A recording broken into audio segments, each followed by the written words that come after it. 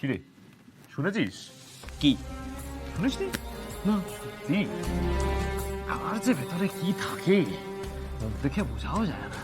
কি হলো? প্রচুর ব্যাপার এই নাও বলছি না। তোমাদের চা। হ্যাঁ থ্যাংক ইউ। Thank you. যাই এবার ভগবানদারটা নিয়ে আসি। হ্যাঁ জানি।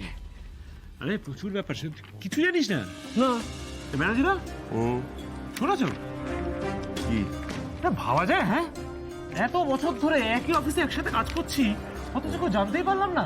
কি? আরে আমাদের ম্যাডাম গার্গী সেনগুপ্ত বিবাহিত। আর শুধু তাই নয়, গত 6 বছর ধরে ওর ওই কোমায় থাকা হাজবেন্ড তার সাথে নাকি একই ফ্ল্যাটে ছিল। এই এলাকাবাসীরা কেউ জানতেই পারেনি। কি কি কি বলছিস? কেউ জানতে পারেনি? আরে হ্যাঁ, 6 বছর একসাথে একই ফ্ল্যাটে থাকতো ওর এই কোমায় থাকা হাজবেন্ডের সাথে।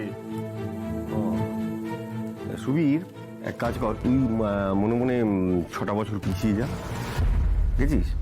হ্যাঁ, ধর তোকে বললো, তা তুই কি করতিস? কি করতাম? কিছুই করতাম না। সেই জন্যই বলে, ও তো জানতো কেউ কিচ্ছু করবে না, কিন্তু মজা নেবে সবাই, জানিস?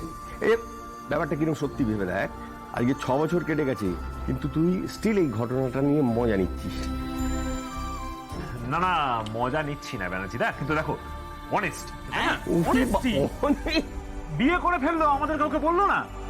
অনেস্টি? খুব বড় কথা বললি ভাই, এটা কিন্তু তোর সাথে একদম যায় না। এই অর্ণব, একদম ফালতু কথা বলবি না। হ্যাঁ, কি ফালতু কথা? নিজের বিয়েতে বলেছিলি। তবু বলবি কি করে? ও তো পালিয়ে গিয়ে বিয়ে করেছিল, তখন তো পালিয়ে বেড়াচ্ছি, পুলিশ ওকে খুঁজছে।